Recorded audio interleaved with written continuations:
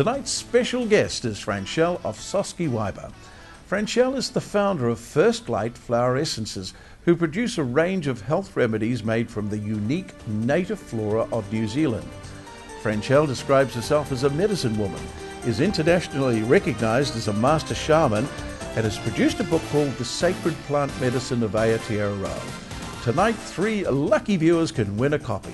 We welcome Franchelle Ofsoske Wyber as our special guest on The Beat Goes On. Franchelle Ofsoske Wyber, welcome to The Beat Goes On. Thank you very much, Gerard. Look, we've had so many complaints about the lack of glamour on this program that we gave you a phone call. I'll do my best to deliver. Not only glamorous, but of course you're a medicine woman. Yes, I That's am. very interesting, isn't it? What's the difference between a medicine woman and a doctor? Definition of a medicine woman is a traditional spiritual healer. So the term medicine woman generally is associated with Native American tradition, and of course on my father's side, Native American. So I do wear that title with pride. I come from a long line of medicine men and women on my mother and my father's side. And which nation, which tribe was it? The Cherokee. Cherokee, wow. And the other side was? Russian on my mother's side. Wow, there's a great combination, isn't it? It is a good combination. Today, the production of a Cherokee and a Russian. So how did you end up in New Zealand? What's the story there? Well, I was born in New Zealand. I was born in New Zealand. And from a very, very early age, I discovered in the tradition of my family that I had the ability to communicate with plants. I could see the spirit world, see the spirit realm. I was clairvoyant, which means to be able to see the other realm beyond the physical.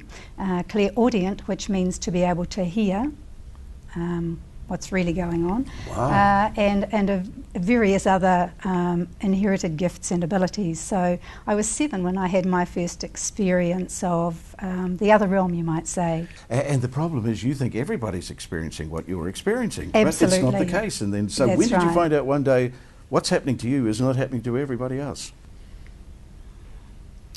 When I was, I heard somebody say something to me, and I answered them, and they looked at me very, very strangely and beetled away very, very quickly. And I realised then that they hadn't said it out loud. I had read their mind. So now, Gerard, what I do is I make sure I watch people's mouths before I answer them.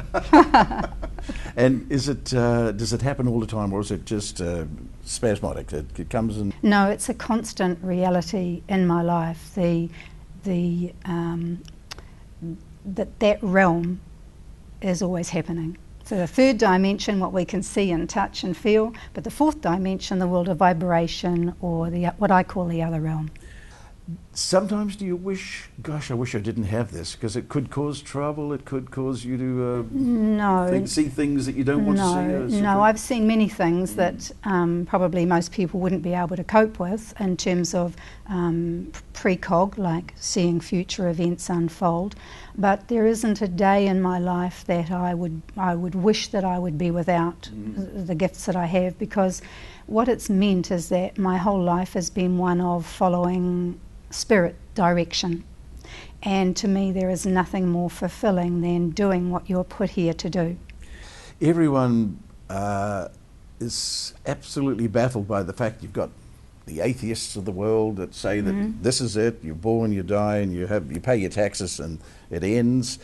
But can you categorically say that no, there is a spirit world and we live on forever? We are multi-dimensional, multifaceted beings. You know, we're not just our physical body.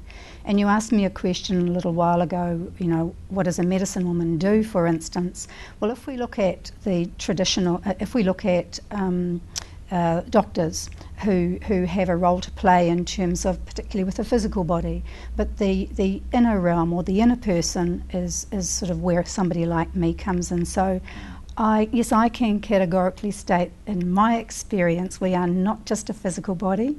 We are much, much, much more than that. As you mentioned before, doctors, they treat the symptom, but you're saying, look, let's look at what could cause this symptom to arise in a person. That's what you're looking at. Yes. So now, up until the 16th century and doctors gained power, a huge tradition of shaman, medicine people, they went to nature, they looked at plants, and there was some wonderful history. A lot of it's lost, isn't it?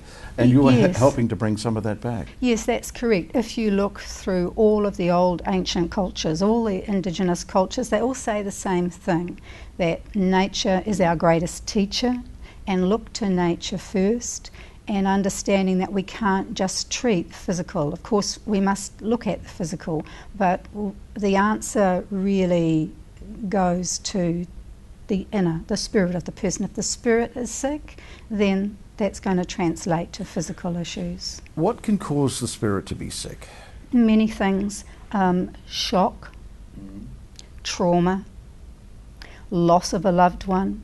For instance, in my work with people, one of the most common things that I would experience would somebody may have a physical symptom, the onset of a physical symptom. And the first thing I'll ask them, Gerard, is, how long have you had this? When did it start? And inevitably they will say, actually, funny you asked me that. It happened about the time my mother died, or my husband left me, or I lost my child. It happened around that time. So we see this incredible connection with the body, mind and spirit. When a person is sitting in front of you, say a woman that's lost her mother, and the symptoms started, what are you seeing? Did they have an aura, or they? Yes. Is it painful? Is it? The whole area that I was talking about before, the fourth dimension, or the world of vibration, which of course scientists are now just beginning to realise exists, they are, to get they? it. Yeah. Only through particle physics are they beginning to understand. That's right, but once again, those old ancient wisdom traditions knew these things, that they were a reality, and they are a reality. So yes, visible in somebody's energy field or their aura, everything has a pattern. Everything is vibration and everything has a pattern. And any distortion in that pattern will translate to physical illness eventually. It's not just a case of if, it is a case of when. So I can see in the person's energy field, don't worry, I'm not picking up anything there, Jared, you're good. I can see in their energy field what is likely to occur in the physical before it hits the physical. You'll see it there first. Really? Yes, you'll see it there. If you can get it before it goes through to the physical, it's much easier to address. Once it goes through to the physical body and it's a physical condition, it's harder to address because it's hit the physical body, three-dimensional reality. We can touch it and it's solid. Well, the next thing you've got to do is you say, I can see this, you can give them a remedy, can't you? And yes, that's where you work. So that's correct. How do you match up the diagnosis with the plant that you'll take this remedy from? There is an incredible intelligence in nature, and every plant has its particular healing gift. Just as we are individual and unique, every plant has its own unique healing abilities, and particularly in the metaphysical realm. So, for instance, let's look at say somebody's experienced betrayal, like in love, betrayal. Right. And once again, we'll see other persons that might say, oh, my heart feels broken. We can't see anything, can we? But we all know what that feels like. The heart is broken.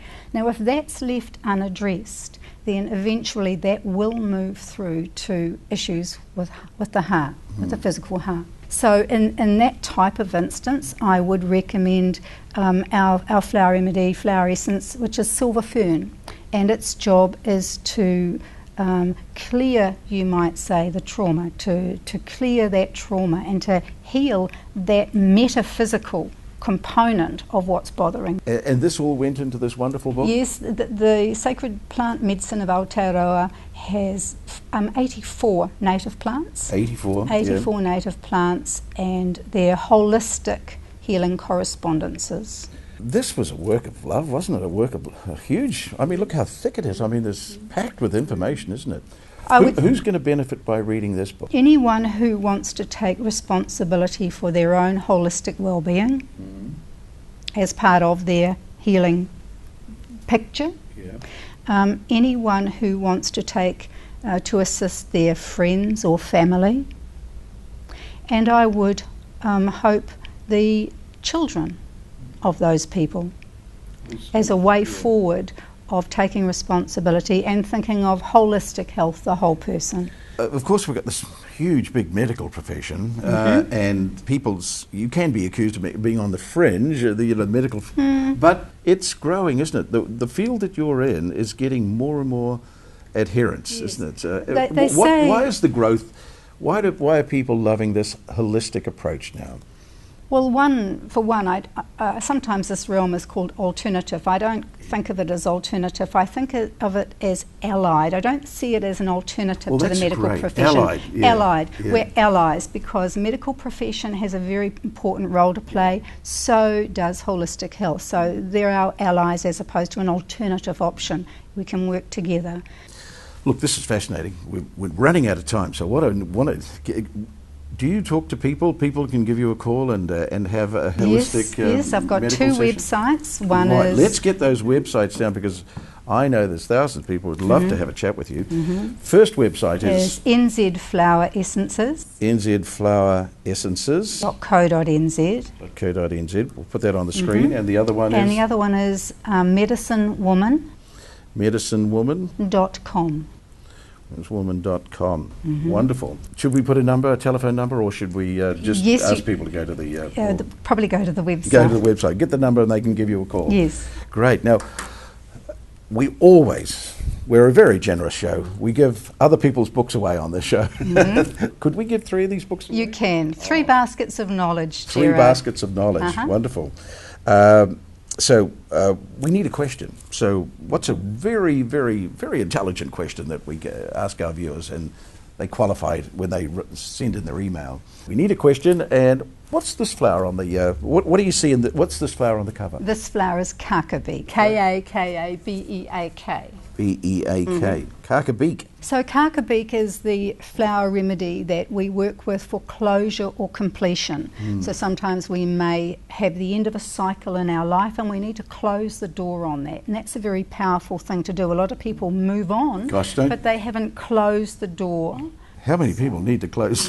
Closing the door and having completion at an energetic level. We can do it physically, but metaphysically is often very, very difficult for people. And what happens is they leave part of themselves behind. And they go into the future and then into their new life, but they're not fully present. Beak Goes Oners, email Jared at the Beak Goes On and put Kakabeak, K-A-K-A-B-E-A-K, in the subject line, and 3 of our wonderful viewers can win this book.